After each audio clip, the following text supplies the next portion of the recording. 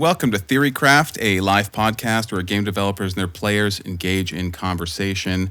I don't know how it is down in Texas, but it is fall up here. We just had a first deep cleansing rain. The leaves are coming off the trees. I'm not sure if you guys have seasons, but I am really enjoying this. We had a short, hot summer. Seasons. Yeah, okay, good. Still really hot. Okay. It's in the second super really hot season. Yeah, Gotcha. I heard it's heat wave. Are you going through a Heat wave there, and well, it's still consistently but 95 to 100. Oh but my gosh. yeah, Oof. you guys have also heard of our heat wave. Well, in Southern California, I don't know where you're at right now. Oh, I'm in Vancouver, man. Oh, okay. Yeah, no, SoCal, yeah, they get them all year round. We had some forest fires a week and a half ago. Thought we almost got away from them, and that's always kind of a drag. Yeah, Nothing catastrophic. No entire towns wiped off the map this year, which, knock on wood, because that was 2021. Right. So, Jeez. but we're good. Let's talk about gaming. Have you been gaming lately, Kevin? I have. I've been playing a mix of things with friends and a little bit by myself. Let's see, what have I been playing? I tried Played Up with some friends. That was really interesting. Yeah. It's like Overcooked, kind of. Yeah, like you know what this game is. You've seen it a million times on phone games, Flash games, Okay. Roblox, like it's all over Roblox. Like you own a restaurant and you have to pump out meals, right? Customers come in and they want things and you fulfill the order, right? Yep. What's amazing about this one is the challenge level, how hard it is. And so what it sparked for me is, again, just another great reminder of how integral challenge is to a good gameplay experience. So yeah, loving that because everything is just so elevated. And I've been playing it with friends and you're just yelling at each other over Discord and it's so good, right? Yeah. And then the banter, of course, when something goes wrong is great, so That's cool. it's very, very tense. And it's all because of the challenge, right? Like without the challenge, it would be just another, just laying back in your chair, half asleep, clicking through progress. Sure. Yeah, or more of just kind of like a metaversy Among Us social hangout space with some dynamics there. Right. Does it get challenging like really fast, or does the challenge Really scale fast, up with more yeah. people? Okay. And I do believe it also, I played a little bit myself and I was able to get much further. So I think the challenge, is disproportionately harder the more people you have, which I think is perfect, right? Because again, the social element there, you actually want there to be more strife in that environment because it creates more moments, and those are, that's why you're playing. So That's cool. enjoyed that quite a bit.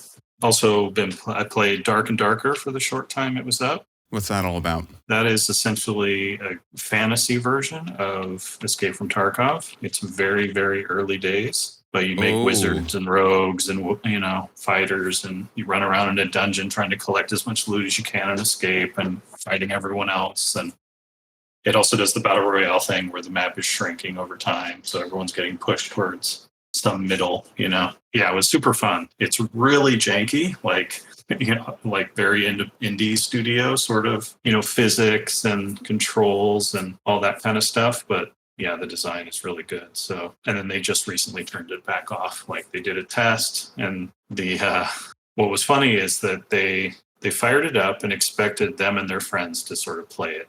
And then a couple big streamers picked it up, started playing it, and the game just went ballistic. And pretty soon they had, 50,000 characters were made and people were just jamming it. And it was pretty interesting. And closed beta weekend that just went viral pretty much. Yeah, exactly. Like they just didn't expect anyone to be playing it and it went nuts and they just turned it off. So they were probably very excited about their future. I bet. Yeah. I mean, hopefully people remember that when it comes back. It looks like Q4 2023, which is, we'll be here tomorrow, but feels like a really, really long time. Yeah, so good for them, and cool. Yeah, let's hope they double down. And they still have a ton of work to do, but yeah, the foundational, the idea is really solid. So now they can only screw it up or polish it up, right? Yeah, we know there's a lot of demand for something in this space, but this feels like the first one of them I've seen. Boy, the graphics and the art styling is just super classically high fantasy. The wizard walking around is like a dead ringer for Gandalf. Like, holy shit. Yeah. But it gives me like early PC kind of first-person RPG kind of vibes Yep. too, I would say. Yeah, Yeah. like kind of Ultima Underworld sort of Yeah, look yeah, to yeah. it. I like it. Yeah, it's wild. I feel like those short time closed betas have been like a really great publicity tool for a few developers Yeah. recently. They pick up and then they stick. You get that FOMO of them just only being open for 2 days, and they get to kind of disappear. Yep. And And I'm so proud of them for turning it off, because I'm sure everyone in the community was like, leave it up forever, just upgrade over it. yeah, And yeah. and that's a mistake to me, like, You because think now so? everyone's just hungry. They're going to turn it back on at the end of next month around Halloween, and everyone's just chomping at the bit to play more, and they can't wait for the updates. And that's, I think, where you want to leave your community most of the time, when the game's not truly ready.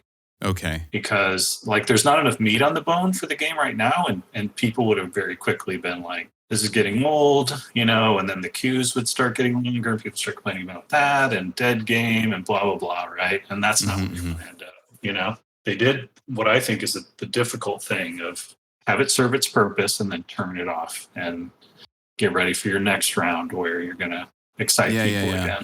Yeah, I guess some deception is kind of in order here, but don't want to let people hang out long enough for the narrative to turn. That probably is pretty calculated, I would say. Right.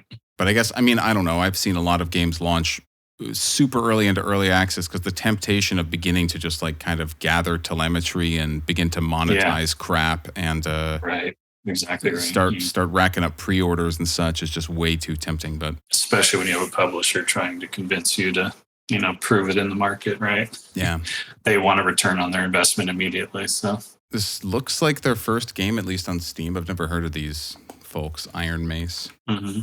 Anyways, they'll probably be bought by the Embracer Group pretty soon if we had to guess. But that's cool. But that was pretty fun. And then I played a little bit of Cyberpunk because of Edge Runners. Because of Edge Runners. Runners. Because of Edge Runners. Yeah. Oh, okay. Absolutely. You saw it and you were like, what's going on with this thing? Yeah, because I played Cyberpunk when it came out. Didn't have issues and was loving it, but got to a point where I felt like I knew they were going to continue updating and patching and adding content, and I hadn't finished Witcher 3. And so I was like, why don't I go play and finish all of the content and all the polished version of that game before I jump into this one? And so I sort of put it down for a bit, went back and played more Witcher 3, again, didn't finish.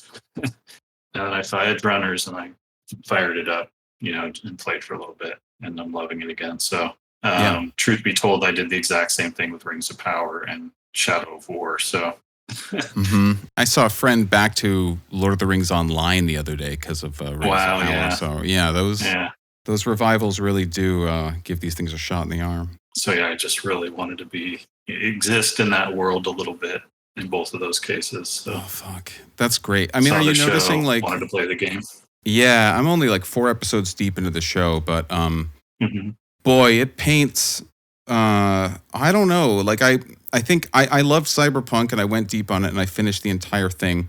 And I thought that like it delivered very, very well on the immersion and the story that they had finished out. But like, I guess that hasn't lingered strongly enough in my mind because over the last few years, I've kind of started floating towards the overall sentiment of it like being a bit of a disappointment again, just because it feels like it's taking so long for them to deliver an Act 2 on this, be it, fixes people wanted, better police AI, more liveliness in the world, deep proper DLC. Yeah. And just like 4 episodes into Edge Runners, I was like, oh, I forgot how fucking compelling this universe is. Like, I was back in a second. I don't know why I was beginning to go astray. It just too much Reddit. What's interesting for me is just, it's obviously it's a super ambitious game, and it's like noticeably worse at, like you were saying, the liveliness of the world and the interactivity of the world than say a GTA or a Red Dead Redemption, right? The Rockstar games. Yep. And then what was the other thing it was noticeably worse at? Like the things that it excels at are like the story and the characters and the animations and the cutscenes and those are the things that are amazing. And we're also amazing in Witcher, right? The quests, like how none of the quests feel like simple fetch quests. They all have interesting elements to them or characters that are funny or compelling. Yeah, they have good build up. You could definitely see where the unfinished areas were. Even in the parts that were like pretty enjoyable, like some zones felt flatter than or less explored than others. There are 1 or 2 fixers that just like seemed to really drop off the map. But Right. I thought build variety was the other thing that wasn't really finished that you were probably groping for was like the origin stories, the 3 different points of origin. Those felt like completely inconsequential, and that was a bit of a bummer because like it was no Dragon Age, right? Sure, Dragon Age 1. Oh my god, yeah. But yeah, I also felt like after I finished it, I had explored enough of the build options. Just without even like dramatically swaying and being like, I'm going to be entirely tech shotguns, and at the last second I'm going to switch to like nano wires or whatever. But like floating around in the kind of gunplay adjacent skills, I was like, I don't know that if I go through again and play a hacker, it's going to feel tremendously different for me. And I think that's like the juice I would have wanted for like a second playthrough was, man, I would have wanted like harder committals on some of these talents and you know, and which they don't have a lot of experience with, like coming from Witcher. It's like you're still Geralt anyway you slice it. You're still gonna have 2 swords and a horse, and you're a little bit better at alchemy, or you're a little bit better at signs, you know, whatever. But you're still Geralt. So, are you finding like a lot different from now than from when you first started playing it? Not really, no. That's again the thing. Like I'm loving it because when that game or when their games in general are singing, they are singing at the top of their lungs, like unbelievably good. And I feel the same about the Dragon Age games. Like the parts they do well, they just do so well, and then the parts that they're not very good at are noticeably average or worse. So I really enjoy the games, but they're not like perfect, you know. They're masterpieces in their specialty, but that's about it. Cyberpunk was my first CDPR game. I've actually not played The Witcher 3, and I have a bunch of friends who like won't let me off the hook for that and just are trying to push me back, or like, dude, you should go do that or Red Dead, you know, as if like if you want to drown yourself in 3 years of open world immersion, like step right up. I was like, no. Right.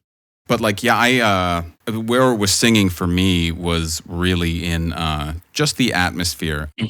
Like, you know, the commercials are amazing. The commercials, amazing. And honestly, like, in a huge part of the immersion for me, weirdly enough, was what I found to be the non-gimmicky application of ray traced lighting. Like, I might just sound like I'm kind of trying to cope with the fact that I spent too much on a 3080 back at launch, but I remember. Because this was like my between Christmas and New Year's game, you know, that like quintessentially peaceful week of the year when like nothing's going on and you can just game. And so I was up all fucking night playing this and just like creeping through some of those missions and just seeing something as silly as like lights moving around objects on the table after I'd knocked a bunch of shit. Like there was a gravity to these scenes that really just pulled me in of just like that sort of stuff moving around that it was like, it felt like we can't really go back from this. And I do sort of want this more and more in games. It felt very alive, you know? I thought it was pretty well written. Well, that's awesome. So are you going to play it all the way through, or how are you feeling on it? I'd love to say yes, but I never do. So okay, that's always my love intention. Him and leave him. Yep. Yeah, like I love Witcher 3, and I've played probably 200 hours of it, but I've never finished it. So that tends to be my relationship with. I mean, like same with Fallout New Vegas. I've never actually finished that game, and it's one of my favorite games of all time. And I've probably played 800 or plus hours of it, but. Yeah, like, do you ever get anxious when you feel like you're getting close to the end of a game? Because I do, especially a game I'm enjoying. Like every time they give you progress percentages, it's like 50%. Oh no, I start to feel uneasy. You know, like almost so it's almost intentionally quitting. Like subconsciously, I'm quitting before I get to the end, just so I don't feel like it's over. I can't go back. I know. I generally don't want it to be over. And I think with Cyberpunk, I don't know. I feel like I play 3 or 4 games a year really hard, and then I just don't play really anything else, even to kind of dabble with. And so I like marked that game early on as I think like I'm going to platinum the hell out of this game. I was like, this is a game that I want to just like run all the way through. So every time I look back on Steam, I'll go, oh my God, fucking Cyberpunk. Right. And so you get the notification for you can go and end the game fairly early in that one. And that was a bit anxious for me because I'm like, well, what the fuck? Like, I want to keep playing for another 80 hours, and what is there for me to do? And to that game's credit, there are a fair amount of like really major storylines that don't reveal themselves until you're even past the point of being able to go and start ending the game, which is pretty uncommon because I think you would consider it sort of missable by the major audience. But I thought that was cool. It was really like, if you want to keep sticking around here, it's not just going to be to like, steal 13 more cars for your garage or whatever. It's like you're going to go and do whole new sagas of like meeting principal characters.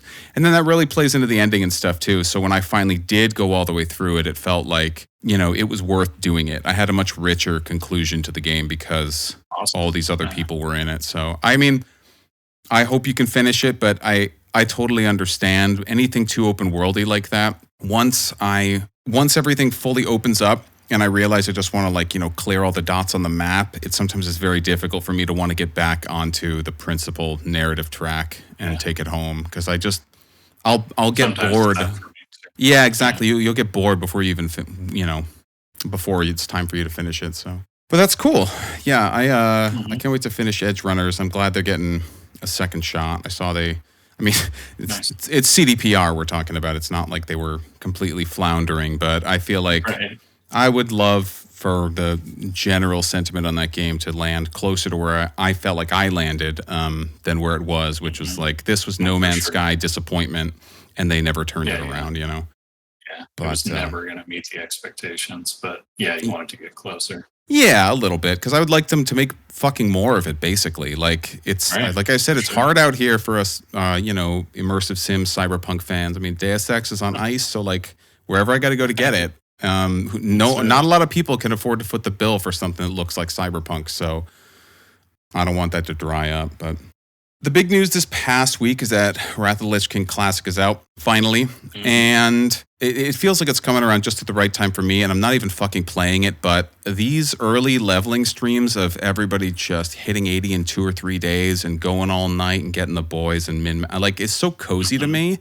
It lets me re-experience the game in a way that I feel like I played it the first time, even though I was not nearly that good. I've just been loving like the early hype of all this, but I was kind of trying to think back about what my initial impressions of the expansion were. And then I'm really curious about if you've got anything more in the annals of Blizzard lore about your time deving it. Because as you pointed out, there's a really good interview between, who is it, Esfand and Brian Birmingham? Yeah, Brian Birmingham.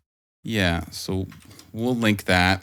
And there may end up being quite a bit of overlap here design-wise. But I'm guessing principal dev on Wrath probably began like sometime very early. I mean, BC launched January 2007, so maybe around then. Like, what's your life as a designer on the WoW team looking like at this stage? Like, you've gone from strength to strength. Are you feeling like, BC must have been a lot of fixing up stuff you didn't do right the first time, a chance to kind of do over some things that didn't play out. Some philosophy changes that were important. We were getting used to juggling the live game and the next big thing, whatever that was. And then, of course, the E3 build that was just a giant pain in the ass to juggle on top of that. But so that was interesting. And then it was, one of the most notable things is we were adding a new class for the first time. Right. That was huge. And so that was the first class I didn't work on.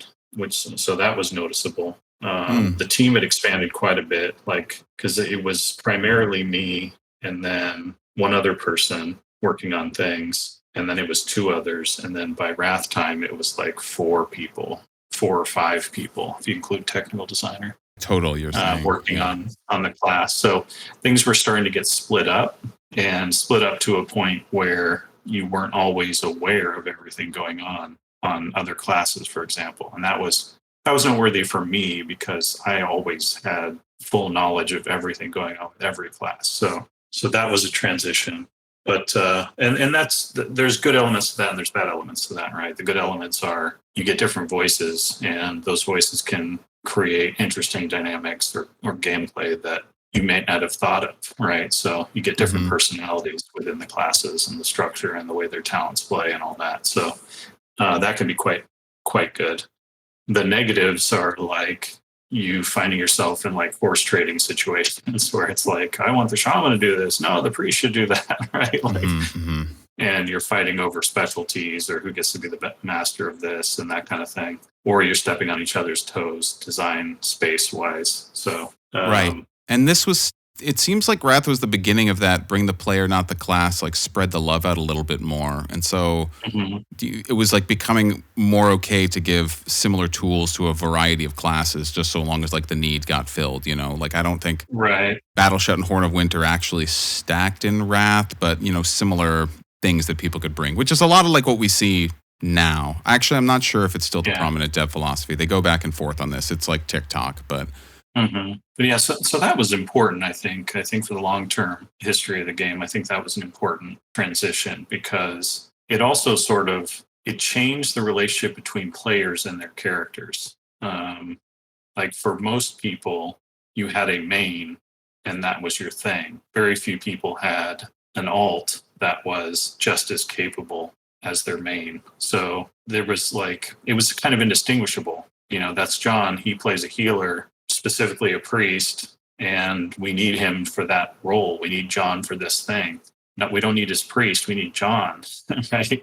And then it became more like this idea, especially with, you know, especially with like refer a friend XP bonuses and things like that, getting tons of characters up to, you know, raid ready. And then, hey, John, bring your warrior for this, or bring your priest for this, or bring your rogue for this, right? So then it became more, you know, John is a Swiss Army knife, just like the rest of us. Right. So there was like there was a relaxing in the philosophy at some point that was just trying to let more people get more characters to max level and do more raids at the difficulty they wanted to do.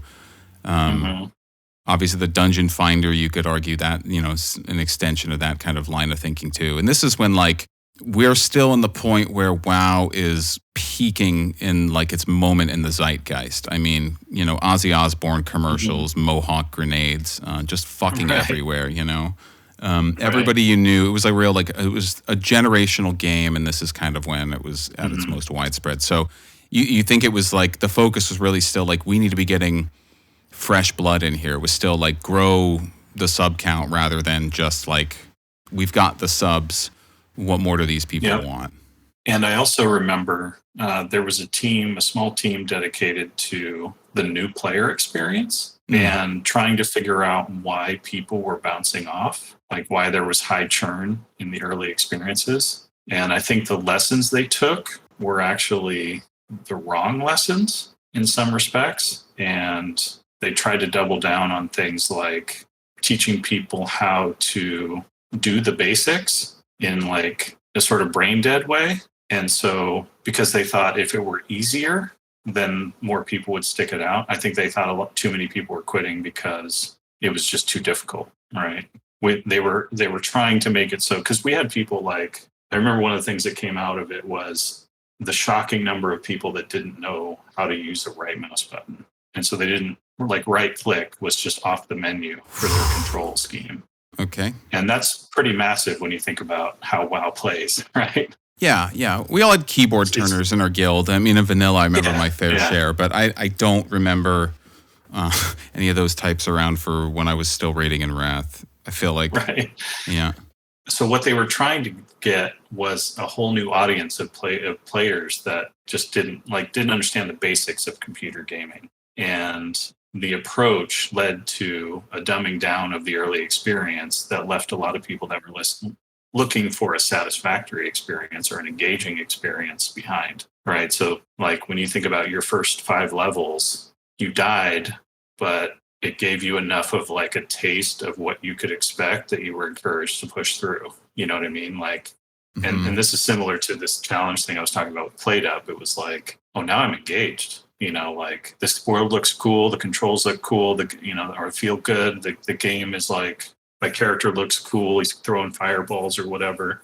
And it doesn't even bother me that I die because I'm invested. I like everything that's going on. And so I'm going to keep playing.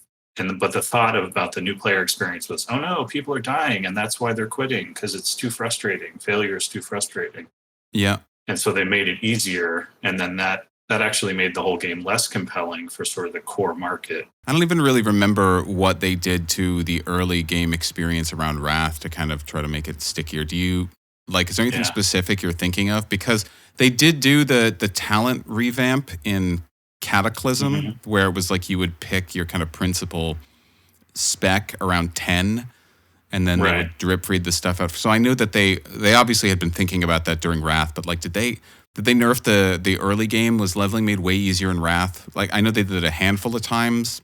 I think over time, yeah, absolutely. If you look at the game's entire history, it's pretty much just gotten easier, especially soloing, almost exclusively soloing. But everything's just faster, and you also remember the refer a friend thing worked pretty well.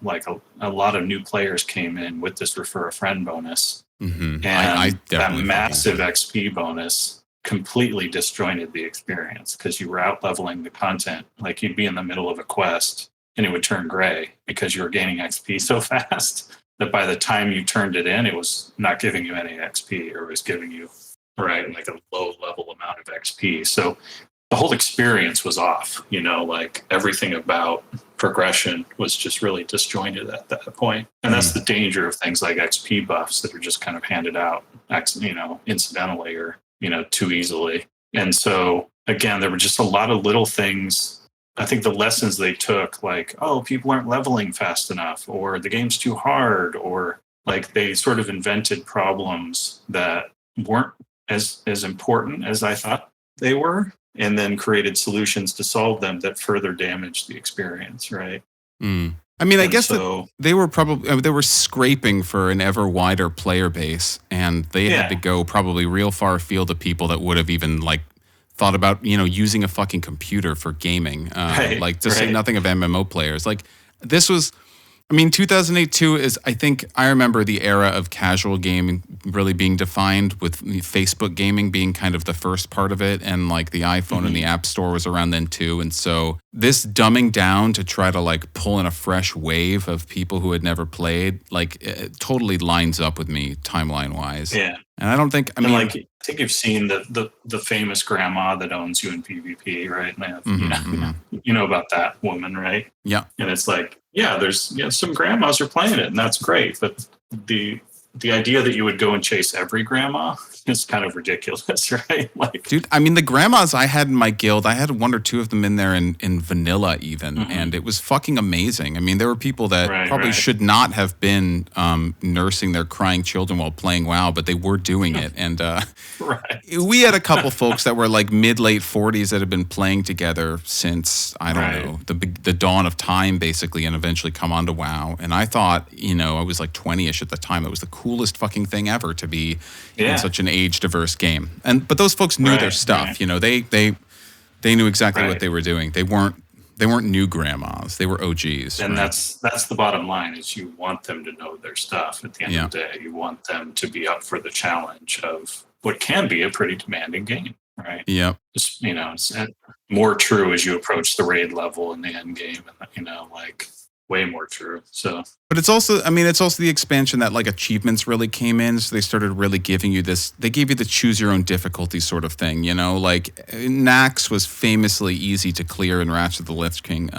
They went through it very, very early on. I think that everybody was kind of shocked because Nax had this mythical quality in vanilla where the fucking 4 Horsemen race took months. And so to see it fall within a week or two to people in leveling blues back in 2008 was are you kidding me? And I remember that being really shocking, but at the same time, I wasn't walking around with a black proto Drake, I didn't go all the way through all the 25-man safety dance immortal style challenges. And so the option for tougher stuff was definitely there. That was, the hard modes were kind of also coming in. Was that a direct response from the dev team, you feel if we're going to make all of this easier, we need to put these levers in here for people to go harder if they want to? Yeah. Right. So there was a big push for people to be able to finish the main storylines, regardless of sort of their play, how good they were at the game. The most important and epic storylines weren't limited to, the esports crowd, essentially. Yeah. And so if you came out of a classic, vanilla feeling well, I didn't finish Snacks, therefore I don't know the story, that was a problem in some of our designers' minds, right? And as we know, like 2 to 5% completed max by the end of vanilla as TBC was coming out. So that was the argument. 95% of the people playing our game aren't getting the story, and therefore we need to make 10 mans deliver the story. And so that was a pretty big philosophy shift, because that meant that you could feel like you were completing the game without doing some of the most significant challenges in the game. And yeah. And so that created a gap in those communities. It created a gap in people's, like, how much they strive to be a part of things like that are, doing the big things. Pretty dramatically reduced the ceiling, or lowered the ceiling for what feeling like a baller in this game meant. It feels like that kind of a directional shift would have had to come from someone like Metzen, because surprisingly not. My thinking is that, like, it's not as if at this stage, like, yes, the cinematics were incredible and a lot of money gets spent on the voice acting, but it's not like writing these quests and putting in some in-game character pathing and such was like the majority of the development budget. Right. And so I'm trying to figure out where all like the gravity around this, like, players need to experience the story was coming from, if the team were mostly comprised of game designers and people saying, like, dude, who fucking cares? They're spending and they're in, who says they need to, quote, finish the story? As long as they're in there and having fun, like, that's valid, right? Gameplay can be all of it, The reason I say not Metzen is because he was a proponent for the character, the players themselves being the story. Like, he never wanted to push the narrative on everybody, saying this is the most important storyline in the game. So definitely didn't come from him. Okay. And you would think, but you're right in thinking that it probably came from, like, the quest designers, because they're mad that nobody reads their text, right? Like, yeah. It's sort of in that vein of, like, I've written all this story and nobody knows it. Nobody's actually experiencing it, and I'm really sad about that. That's interesting. But it's, and to some extent that's the truth. But yeah, and to be perfectly honest, I didn't know exactly who it came from. I definitely have my suspicions. Yeah. And I could name drop, but without knowing exactly, I won't say. But we'll wait till we get John Stats on here again, and then there you go. We'll get the raw names.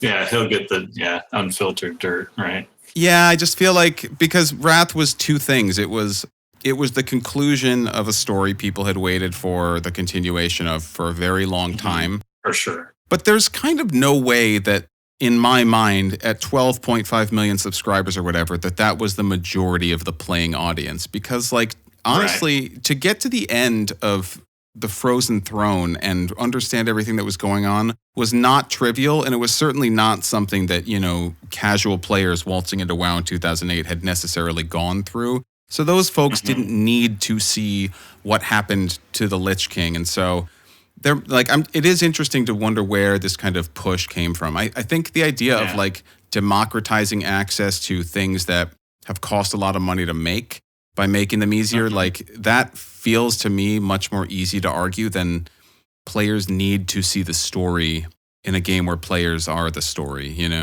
Yeah, right. It definitely did come in. It was a very narrative expansion, like, obviously. I think there were techniques that they used that were perfect, that were spot on. And one of those was, like, you finish a 5-man dungeon and the Lich King shows up and, like, does the Darth Vader force choke on, like, the boss of the dungeon that you just beat, right? Like, and then it's like, oh my God, you get to see the Lich King. And he's in his shadowy form, he's phoning it in or whatever, but you get to feel like you're part of this escalation towards this Lich King finale.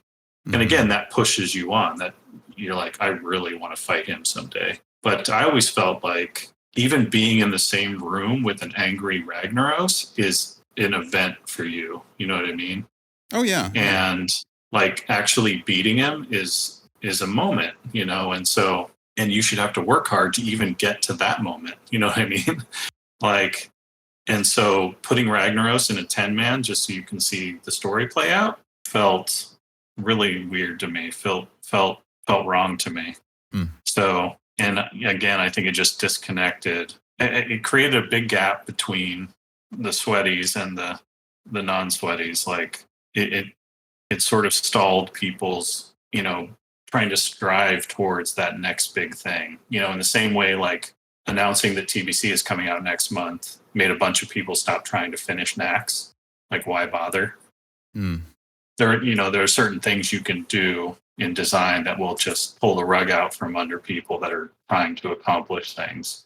And that was one of those things, I think. And then it also opened the door for what became to me an issue over the years, which was the story became too important. Like the narrative push, everybody knowing the story that the writers are trying to write rather than becoming the story themselves, right, changed in importance. And, to the detriment of the game overall, I think. I'm just trying to think of like other, I just want to talk about like personal experiences with playing it for a little bit, because when we open the floor in a minute or two, I'm pretty sure that's what a lot of people are going to have. I mean, I'm going to assume that everyone not listening right now in the server is playing Wrath Classic, because otherwise, how dare you? But I remember feeling like I didn't do a lot of dailies in TBC. I was gone before that kind of stuff happened. And the daily loop was just so tight in Wrath. And it was so markedly different from my experience playing WoW prior that I don't know. Do you remember what any of the thinking around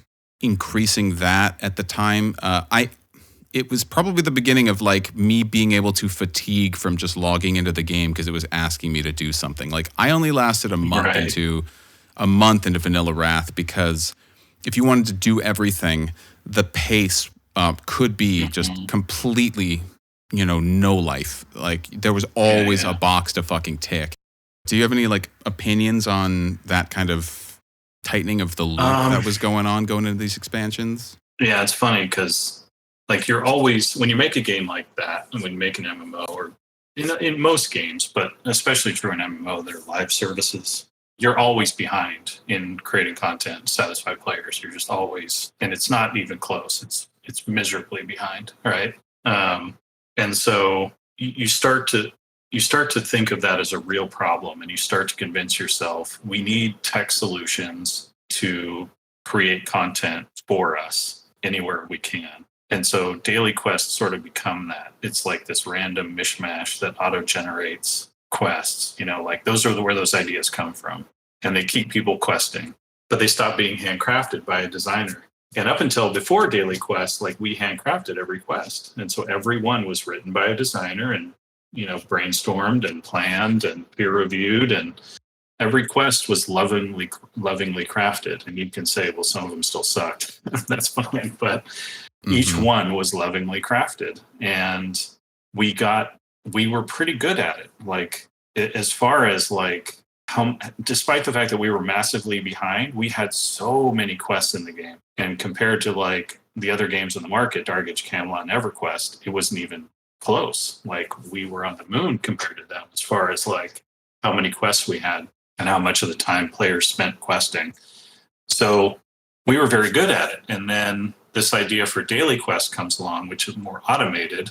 And you combine that with how good we were at making quests quickly, and you ended up with, so it was probably accidental that we had probably way too many daily quests, just because we were good at churning quests. And then the fact that we could automate some of them and have them be repetitive meant you had 100 quests, 100 daily quests pretty quickly.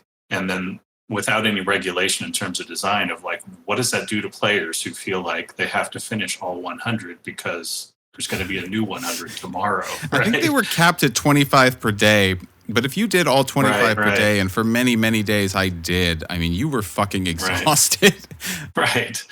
And so, again, there wasn't a lot of gameplay design in terms of what is the daily quest overall experience. It was more attacked as well, we need tons of quests. We need to automate them. We need people questing all the time. We're always behind on content. This is a great idea because it solves all of those things. But there wasn't really I never stepped into a meeting and we talked about what is the purpose of this, what are going to be the outcomes of this, right? And I don't know that anyone was, or if they did, they didn't spot the potential problems of like you're saying, just exhaustion or feeling of I can never take a day off because I'll never get those quests and those rewards back if I do, which long term, it's just those are problems, and also daily quests are to me, the worst quests because each one isn't lovingly crafted, right? And so, in terms of like daily quests quality, I would say they don't stack up next to the one that's written specifically for a one-off quest, or has interesting character interactions, or using all the bells and whistles we have developed since the start of the game. So now you're asking players to exhaust themselves doing daily quests that are lower quality than average quests or normal quests. And that's just a really bad recipe, right? So I'm not surprised that people just got, like, oh God, another day.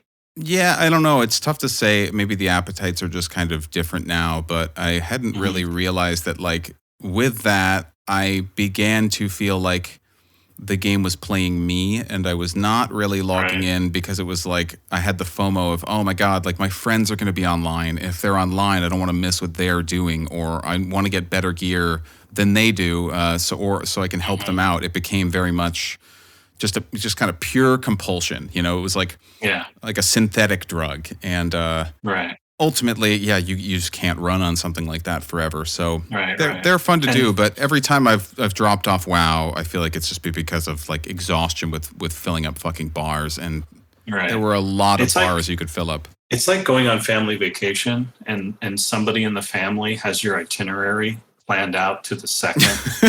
Like there's no time to relax, and you're just like, dude, sometimes I just want to smell the air out there. Yeah. I just want to lay in the sun for 2 hours. You know what I mean? Yep. And so, like you don't want to go into your next play experience of WoW feeling like exactly how everything's going to go down. You know exactly what you have to do, this, that, and the other, done. Then you can log off. You want to leave room for some spontaneity, some random stuff to happen, right?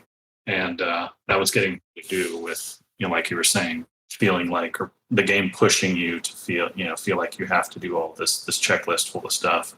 Mm-hmm. I mean, all of that behavior was beginning to come into play kind of all over the place around the games and the tech at the time too. That was really the beginning of the poking at the brainstem stuff from mobile phones and Farmville and exactly. So I can understand it, but anyway. And also just the metrics that were coming out of those games, the MAUs, and this is how we determine how good a game is how many people are logged in at any one time or over a course of a month, and et cetera. So I just did something where I somehow moved Discord off the screen, and now the recording's going to look weird for the end. But no big deal. I don't understand OBS. Harry, thanks for joining us up here.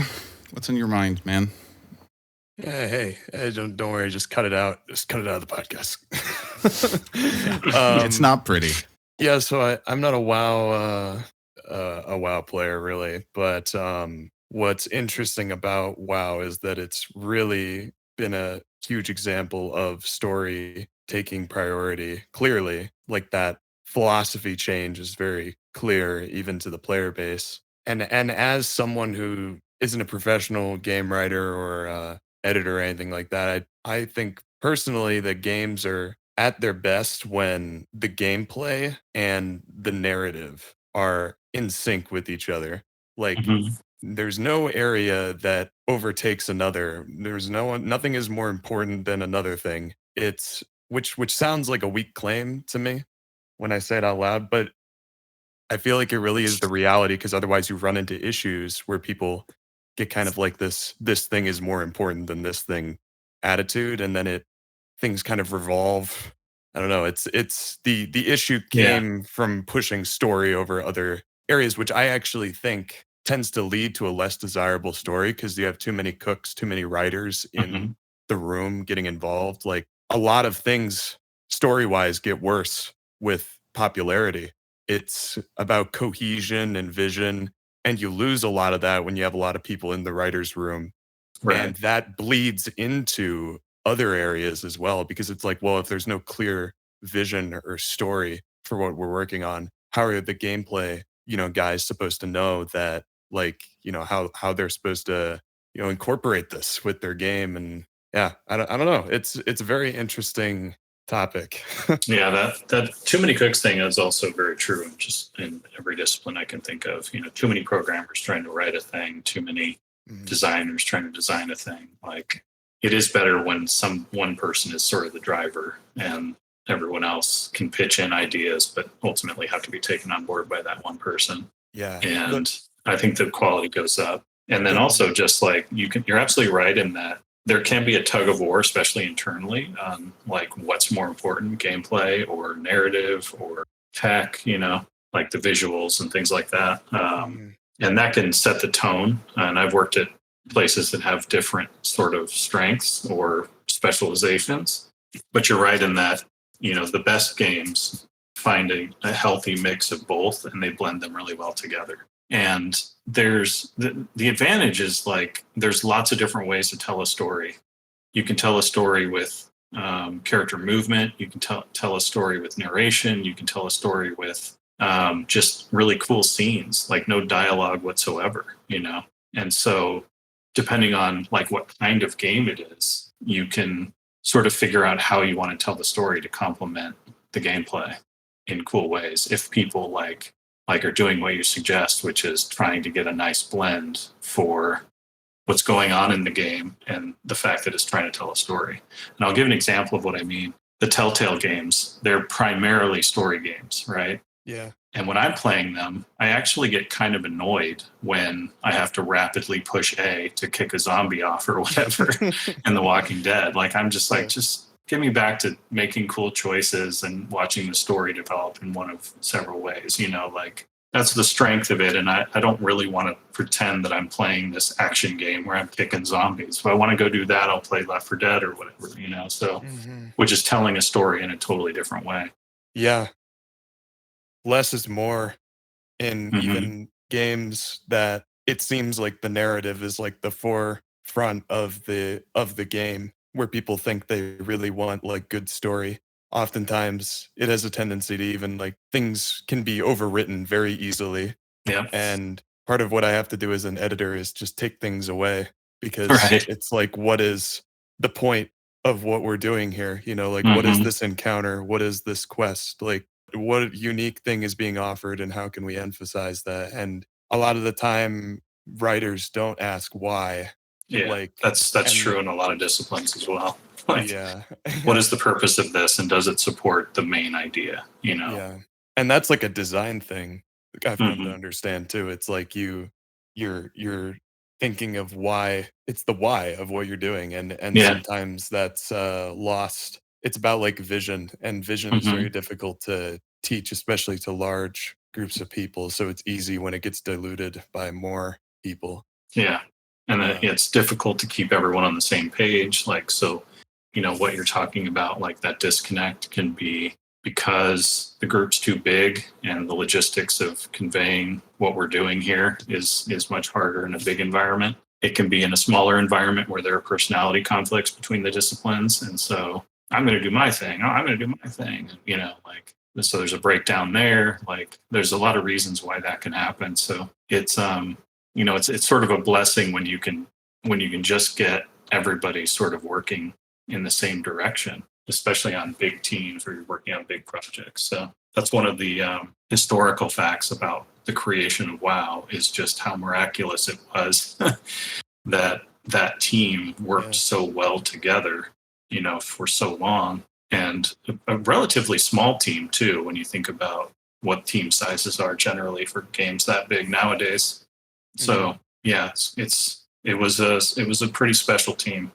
Thanks for asking that, man. I think that the gameplay interactivity and story tensions, I mean, that's just like a conversation that I feel like goes through all sorts of games. But it's become clear to me in this episode that the internals that led to shifting the story, as much to the forefront as it was over a lot of the gameplay, didn't just naturally occur, and probably there was some friction there. But it is interesting to look back, and because we all experienced it, and it was really touted as a new feature of the expansion, but it obviously comes with sort of some pros and cons.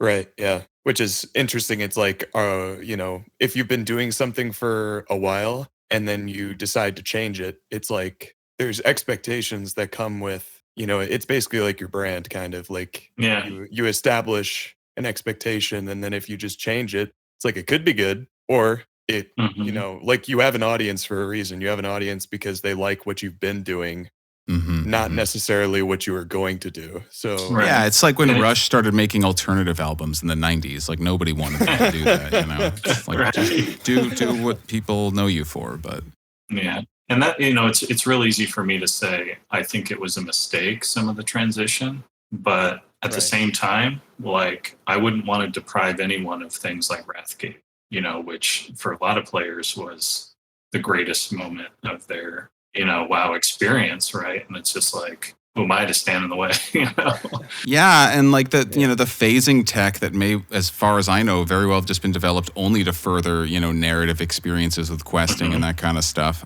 was a boon for who knows how many other things. It is really clear in retrospect that somebody with a real heavy investment in the narrative had major political pull within the dev team for this to happen.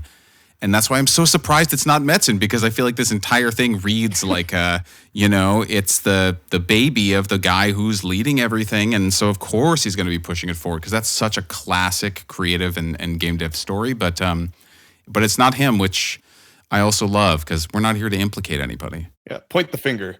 No. We would never. Who did it? All right, so thanks, Harry. Let me get someone worries, else man. up here. Let's get Jake. Oh, hello. Can you hear me? Yeah, we got you. Yes. Yep. Hi. Hey, guys.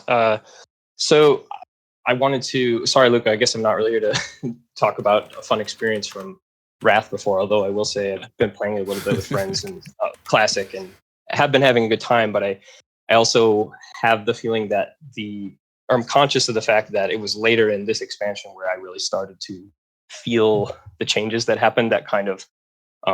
And then the big moment that really kind of turned me off from WoW was launch day of Cataclysm, when the differences just were so stark that they, even in just the opening questing experience, that it kind of turned me off from WoW after that. And so with that in mind, I was curious, like, if you guys ever given thought to, like, some of the decisions that some of us agree led to had downstream effects that were not foreseen by the people. Like, the people making the decisions had the best of intentions for making a better game, I'm sure, but downstream caused things that we now see, at least in some cases in retrospect, were detrimental to the game, or at least made it a fundamentally different game than what it started out as. Some of the ones that are thrown around a lot are like maybe flying mounts, or at least not very limited flying mounts, or like Dungeon Finder, things like that. Yeah. But sometimes those downstream effects are not apparent, even to the people who would end up being the critics of it, until sometimes maybe years later. And so I'm curious, like, have you ever given thought to how you might, if let's say you could go back in time and you were tasked with like guarding against some of those things while still allowing for the game to not just be stultified and never change.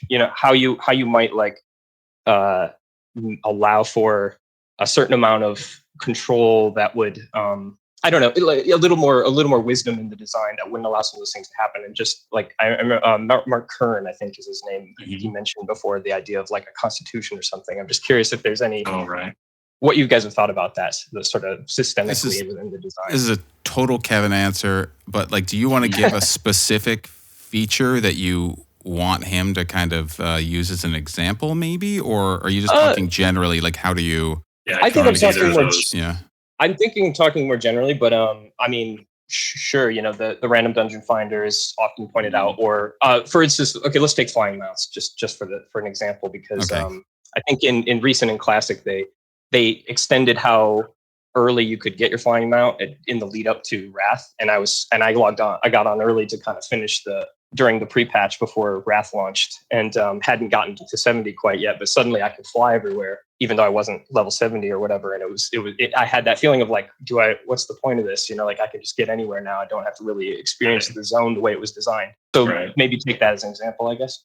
Yeah, and it's a good one. Those are the two big ones, Dungeon Finder, more specifically cross-server Dungeon Finder, but Flying Mounts was before that. So, and it's funny that Mark Kern mentions the Constitution, and he's right in that it should that can lead to less things like this. But to give you some history on Flying Mounts, the design, in a lot of cases, the design started with me, Eric Dodds, and Alan Adham, and we looked at other games and sort of set the tone for what our fast travel methods were going to be. We didn't want it to be like Diablo where you were portaling from place to place. And at the end of the day, we really liked the execution of the horses in Dark Age of Camelot. And so we sort of said, let's do that. Let's one-up it by making them griffins and fly through the zone, way more cinematic and interesting. And then we also sort of agreed, this is as far as we're going to take fast travel. This is it. Like, not counting boats that take you from, continent to continent. But that was it, essentially. No free flying mounts, no like teleporting, in terms of like individual teleports. Like, it was a class ability with the mage, and druid could go to, I'm forgetting the name, but that was it. And so that was the Constitution, right?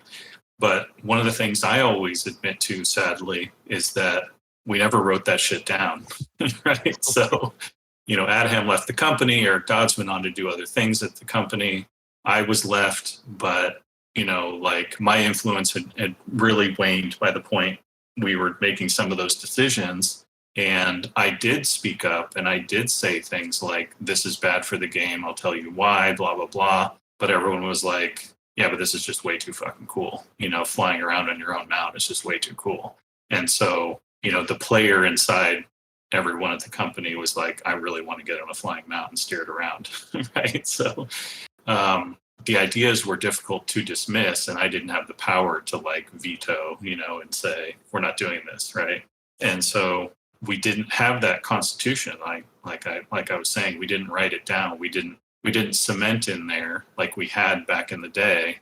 We're not going any further than Griffin rides. That's as far as it goes. And so, when you're looking for new ideas, and we didn't do a good enough job of writing down the importance and the value of all the decisions we had made that created the foundation for this entire thing.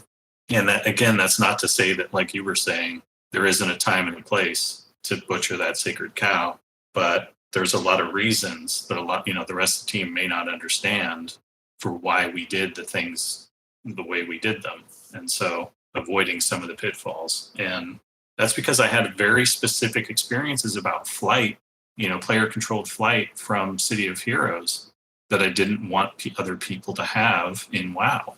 And you described it perfectly. Now I can go anywhere. I don't have to care about steering around the terrain or mobs or anything else. And that gameplay experience is incredibly boring. There's tons of freedom, and it's artistically awesome, and it makes you feel like a badass because you're on a flying mount. But if you boil down the actual gameplay experience, it's extremely boring. All right. Well, thank you. I'll just end by saying, to their credit, I think they did in this re-release of Wrath of the Lich King, they modified the dungeon finder, so you actually still have to go to the physical place meet your team. And so it was the first time I actually went to a guard keep or whatever physically in the world. Right. You actually know where it is now, right? Yeah. That's amazing. Lo and behold, it looms right over the starting zone. So. Yeah, and to be perfectly honest, they probably did that against the sort of consensus, right? So yeah, credit where credit's due. I think that's a bold decision. It's a hard decision, but I think ultimately it leads to a better overall experience. But that's a tough one, because it's like, again, you have to ask the question, who is this re-release for? Is it for the people that loved Wrath with all of its, beauty and flaws, or is it to make a better version of Wrath, to fix some of the mistakes they feel were mistakes and to do it better, even if people don't agree? Like, these are tough questions to answer. Mm-hmm. But I agree with the decision, but it's a tough one. Yeah. Well, thank you guys. I appreciate it. No, thanks a lot. Man, I got to go watch this SVAN interview, because I suspect they get much deeper into some of these thought processes there than we were able to. But one of the things I said also, just from like a meta point of view, is I think the way Brian handled the questions, especially the suggestions from SVAN, and you'll see it in the interview, but was really good. Because it's very difficult to listen to players that are really passionate about their ideas and their fixes or their solutions for various problems, and not feel like you're patronizing or dismissive, or that you're going to do what they want for sure. Right. Like, it's such a important skill for a developer that's interacting with the community to be like, I hear you. I think that's a cool idea. We'll discuss it internally and we'll try to come up with the best answer, right? And I think he did a really good job of that, because the reality is most of the time you're not going to take the community's suggestions. Of course not. Of course not. Yeah. and that's actually, good, right? So, yep. And for everyone who doesn't think that's good, just go spend some time on Reddit, right? Like some of the suggestions are nuts. Now I'm really curious to see what level of PR mastery he's achieved here that like hadn't yet been hit in 15-ish years of answering questions about would you guys do X for WoW? Yeah, I finally think, getting there. Brian is a very different person than Ian in terms of personality and interview, and so it's definitely it's a contrast, and so it's an interesting watch for sure. Cool. I think we should probably wrap it up there. We're running a little bit long, but thanks everybody for joining us as usual. Chris and Candace will be back next time. Just people be busy. You know how it is. And as always, just leave more topic suggestions, comments, everything in the Discord. I want to share 1 or 2 rando screenshots that I dug up from my time in Wrath. And we will see y'all next time. Later, gamers. Take us out. Oh, God. Oh, okay. I'm sorry. I stole that one from you. Okay, Kevin, you get it next time. Bye, everybody. All right. See ya.